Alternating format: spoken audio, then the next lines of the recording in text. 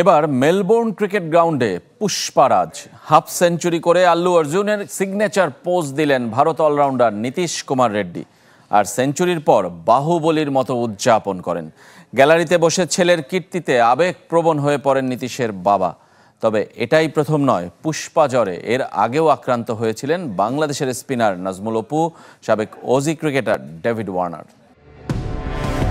ভারত ক্রিকেটের পুষ্পা নীতিশ কুমার রেড্ডি ক্যারিয়ারে মাত্র চতুর্থ টেস্টে যখন ব্যাট হাতে নামেন তখন ফলো অনের সংখ্যায় দল।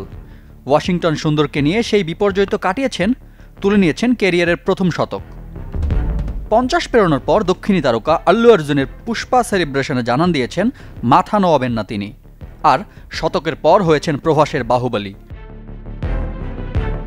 2021 সালে আইকনিক পুষ্পা চরিত্রে রঙিন পর্দায় আলোড়ন তোলেন আল্লু অর্জুন। প্রতিকূলতা যতই হোক না কেন, পুষ্পা মাথা নোয়ায় না কারো সামনে। তখন থেকেই সকলের মতো ক্রিকেটারদেরও পছন্দের এক উদযাপনে পরিণত হয় পুষ্পার ঝুঁকেগা নেহি স্টাইল। 2022 সালে টি-20 ক্রিকেটে শ্রীলঙ্কার বিপক্ষে উইকেট নেওয়ার পর রবীন্দ্র জাদেজাকে পুষ্পার মতো উৎসব করতে দেখা গিয়েছিল। ডেভিড ওয়ার্নার তো ছিলেন পুষ্পা চরিত্রের পাঁড় ভক্ত, যার নামে উঠেছিল সিনেমার সিকুয়েলে অভিনয়ের গুঞ্জন। তালিকায় আছে বাংলাদেশি স্পিনার নাজমুল অপু। পুষ্পাতেই নিজেকে জানান দিলেন আল্লু অর্জুনের মতো আরেক দক্ষিণী নীতিশ কুমার রেড্ডি। নীতিশের জীবনের গল্প কোনো সিনেমার চেয়ে কম রোমাঞ্চকর নয়।